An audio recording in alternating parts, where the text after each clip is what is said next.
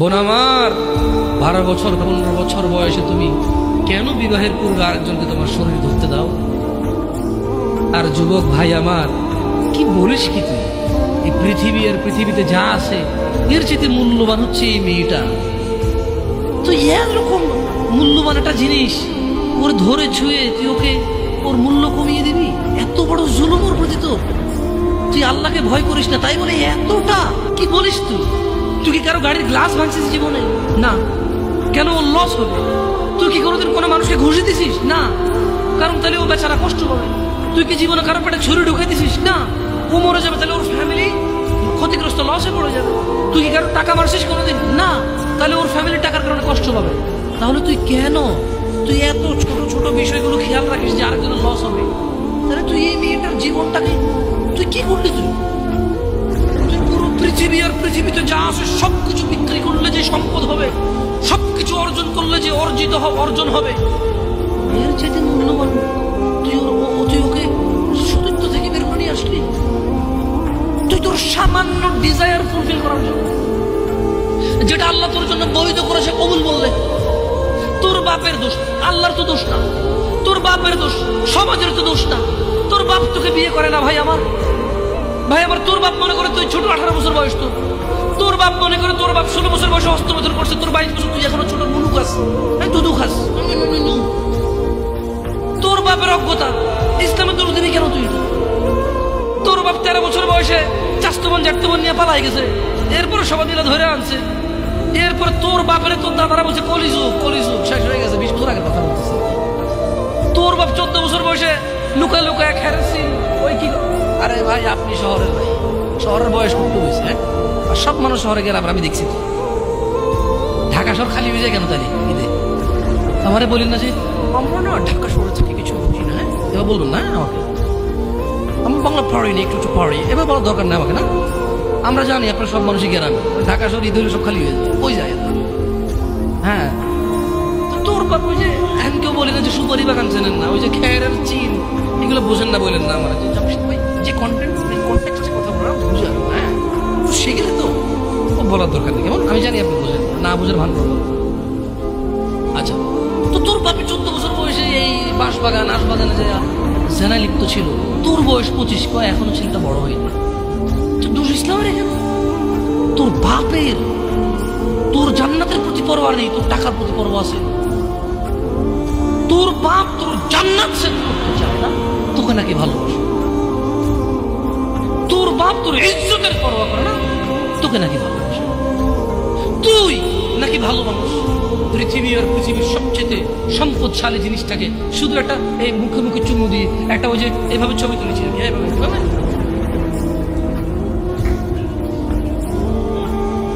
এরপরে ফোল্ডার বানায়, folder lock করে রাখছে যাতে কেউ না জানে।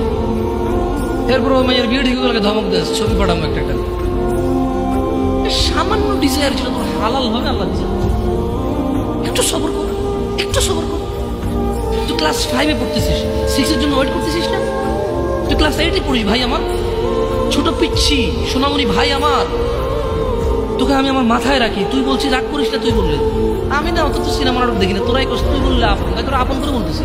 আবার কোস না হুজুরের ব্যবহার খারাপ। উনি তুই করে কেন বল, উনি এভাবে কেন কথা বলেন, কি মনে করে? না, তোরাই ডায়লগ দিস। আসলে তুই বললে আপন মনে, আমি এই জন্য ভাই তোরা আমার কিছু, তুই বললে আপন। আমি তো সৌদি আরব বড় হয়েছি, আমি তো দেশে বড় হইনি। আমি আসার পরে সব ডায়লগ দিছি। আসলে আপন জনকে তুই বলে, হ্যাঁ তুই বললে আপন মনে, আপন মনে করি। 1450 বছর আগে আল্লাহ আমার কাছে, তুই আমার ভাই, কত আপন তুই চিন্তা কর। তোরা তুই না কারে কমরে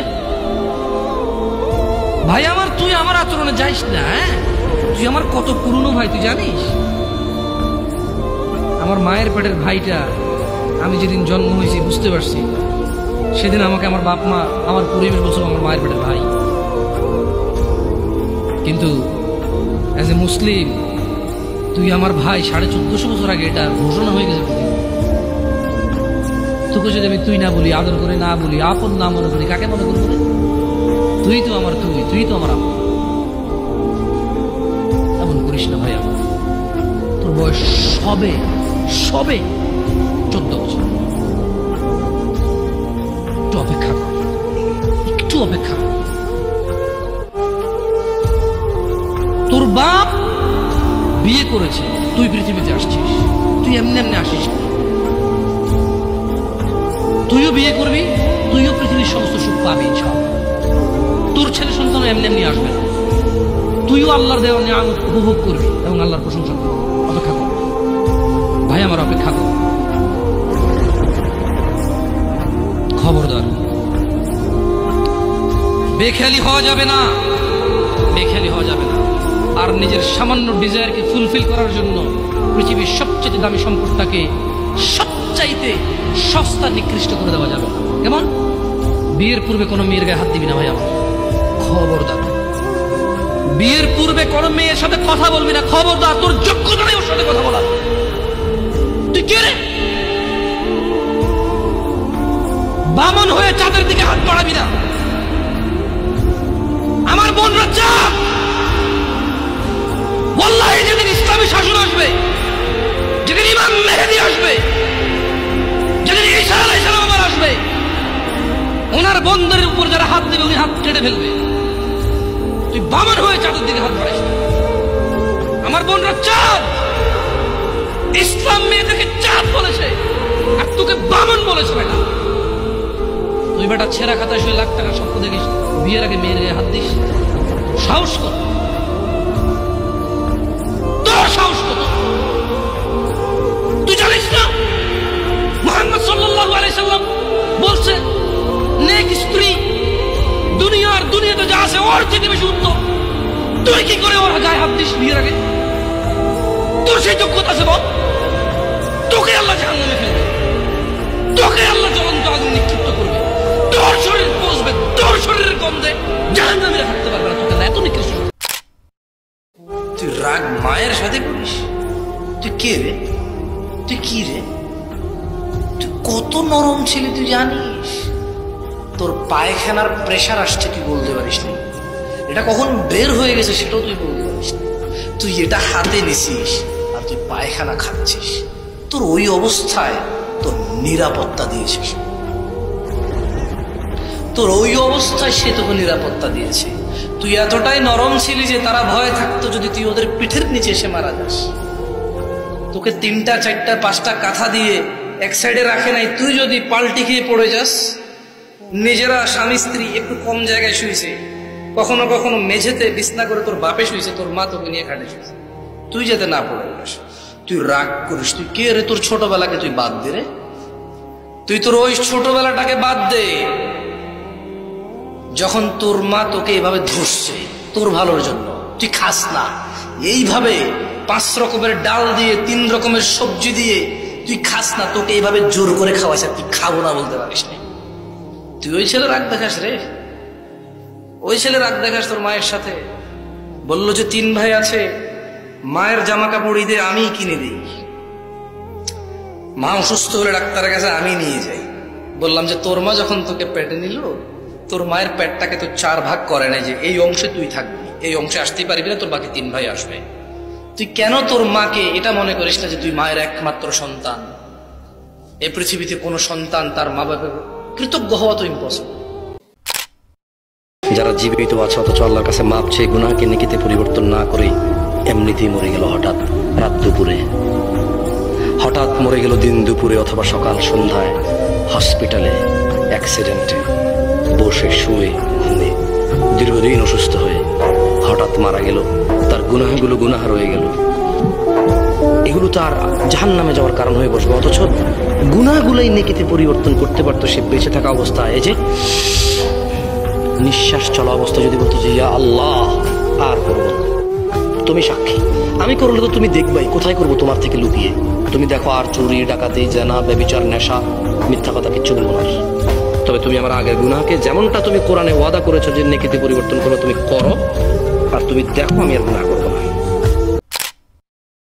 মজা না লাগলো ইনশাআল্লাহ আজকে শুনে যান, শিখে যান, দেখবেন জীবনে যেদিন ভালো হতে চাইবেন আপনার জানা থাকবে যে আপনি কিভাবে ভালো হবেন। যেদিন আপনার মনে হবে আল্লাহর ক্ষমার দরকার, সেদিন আপনি জেনে যাবেন কিভাবে ক্ষমা পায়। যদি আজকে এই মাহফিল মনোযোগ দিয়ে শোনেন, আরে হ্যাঁ আমি চলে যাওয়ার পরে এই মাহফিল চলে যাবে না তো, কারণ আমি কোনো কিস্সা কাহিনী বলতেছি না, এখানে কোনো গল্প উদাহরণ দিচ্ছি না, সূরা নূহ পড়ে শোনাচ্ছি। কি পড়ে শোনাচ্ছি? আর আপনার ঘরে এই কোরআন আছে, এই সূরা আপনার ঘরেও আছে, যখন মর্জি পড়ে নিজেকে সংশোধন করে নিয়েন। খুব সুন্দর আলোচনায় আসছেন। আর আমি দীর্ঘ অনেকদিন পরে সূরা নূহ নিয়ে আলোচনা করছি, দীর্ঘ অনেকদিন পর। আমার খুব ফেভারিট সূরা এটা, কারণ আমার কাছে মনে হয় এখানে সব কিছু আছে। একজন মানুষের সর্বোচ্চ দাওয়াত, মানে সর্বোচ্চ একজন মুসলমান কি করবে, এরপর সে কি কি পাবে, যদি সে তারপরও ব্যর্থ হয় এগুলা করতে, তাহলে সে কি করবে, ব্যর্থ হওয়ার পরও যদি সে এগুলা করে তাহলে সে কি কি পাবে, সব আছে এখানে। সুবহানাল্লাহ। তাহলে শোনেন, তাহলে আমরা কার ইবাদত করলাম, ভয় কাকে পাইলাম, অনুসরণ কাকে করলাম, এইবার এগুলা করলে কি হবে দেখেন। আল্লাহ বলছে যে يغفر لكم من ذنوبكم ويؤخركم إلى أجل مسمى إن أجل الله إذا جاء لا يؤخر لو كنتم تعلمون। ও আমার জাতি, ইবাদত করো আল্লাহর, ভয় করো আল্লাহকে এবং রাসূলের অনুসরণ করো। যদি তোমরা এই তিনটা কাজ করো আল্লাহ তোমাদেরকে ক্ষমা করবেন। সুবহানাল্লাহ। তোমাদের যত অপরাধ আছে কে ক্ষমা করবে?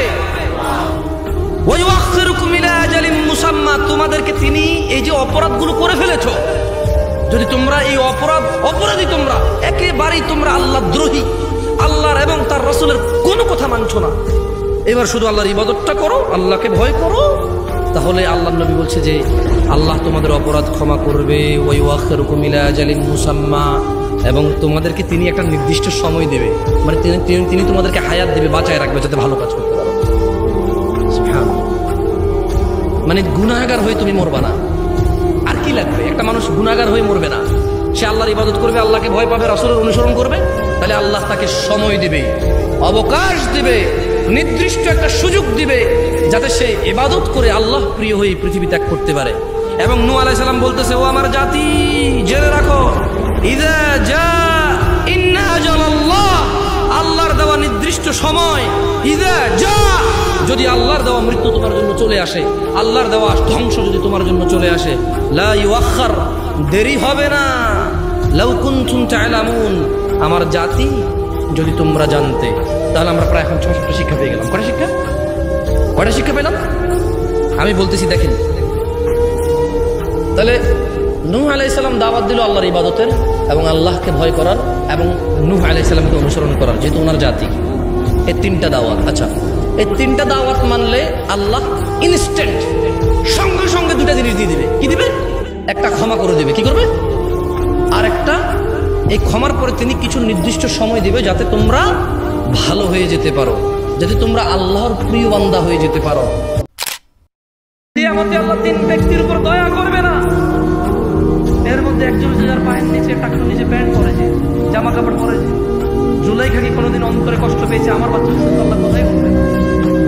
এদেশের আব্দুল্লাহ, আব্দুর রহমান, আব্দুর রহিমরা, এদেশের জামশেদরা কি কখনো এরকম নিজের বাচ্চার টাকনুর নিচে প্যান্ট দেখে কি কখনো কল্পনা করেছে, হায় রে আমার আদরের সন্তানটার সাথে আল্লাহ কথাও বলবে না, দয়াও করবে না, রে কি করলো আমার ছেলে? আরে কিসের এত ক্ষমতা? উষ্টা খেলে নখ ভেঙে যায়, গাড়ির নিচে পড়লে পিষে যেতে হয়, পানিতে পড়লে ডুবে যেতে হয়, ছাদ থেকে পড়লে দুমড়ে মুচড়ে যেতে হয়, আগুন লাগলে পুড়ে যেতে হয়। আমরা এত দুর্বল মানুষ, কিসের এত আমাদের ক্ষমতা? তোমরা তো জানো না কখন তোমরা মরবা। শোনো, তুমি অপরাধ করিও যদি তোমার মনে হয় আল্লাহ তোমাকে দেখে না, তখন করিও। তুমি অপরাধ করিও যদি তোমার মনে হয় আল্লাহ তোমাকে জিজ্ঞেস করবে না, তুমি নিশ্চিত বেঁচে যাবা। তুমি অপরাধ করিও যদি তোমার মনে হয় যে আল্লাহ তোমার জন্য জাহান্নাম নির্ধারণ করবে, আর তুমি আল্লাহকে বলবে আল্লাহ আপনি বললেই হবে না, আমি জাহান্নামে যাবো। যদি এই ক্ষমতার অধিকারী হও তাহলে তুমি অপরাধ করিও। তোমাকে বলি, মহিলা, মা, বোন, চাচা, চাচি, নামাজ ছাড়া মানুষ মুসলমান থাকে না। ওয়াল্লাহি আমি বলছি না কোথায় বাদ তর্ক পড়ে, আমি বলছি আপনি নামাজটা স্টার্ট করেন না। আমি বলছি না যে তারা ওই 20 রাকাত পড়বেন না 8 রাকাত পড়বেন, আমি বলছি যে আপনি পড়েন, 2 রাকাত হইল পড়ে। আমি বলছি যে আপনি ঈশার নামাজ 15 রাকাত দরকার নেই, আপনি শুধু 4 পড়েন। আমি কি বলছি সুন্নত বাদ দিতে? আমি বলছি যে তুমি পড়ছো না, শোনো, ভয় পেও না। ঈশার নামাজ 15 রাকাত তোমার উপরে ফরজ নয়। আমি তোমাকে না করছি না 15 রাকাত পড়তে, আমি বলছি যে তুমি নামাজই পড়ো না, 4 পড়ো। এই 4 রাকাত ঈশা না পড়লে তুমি মুসলিম নও, 3 রাকাত মাগরিব না পড়লে তুমি মুসলিম নও, 4 রাকাত আসর না পড়লে তুমি মুসলিম নও। দেখো আমাকে প্রিয়, বুখারী খোলো, সালাত অধ্যায়ে যাও, আযান অধ্যায়ে যাও। আল্লাহর নবী বলেছে তারা ওরা কাফির, ওরা মুশরিক, ওদের আর আমি মুহাম্মদুর রাসূলুল্লাহ সাল্লাল্লাহু আলাইহি ওয়াসাল্লামের উম্মতের মধ্যে পার্থক্য হচ্ছে নামাজ। ভিডিওটি ভালো লাগলে একটি লাইক করুন এবং আরও অন্যান্য সকল হুজুরদের ভিডিও পেতে চ্যানেলটি সাবস্ক্রাইব করে রাখুন। আর কমেন্টে বলুন আর কোন হুজুরদের ভিডিও আপনাদের দেব। আসসালামু আলাইকুম ওয়া রাহমাতুল্লাহি ওয়া বারাকাতুহু।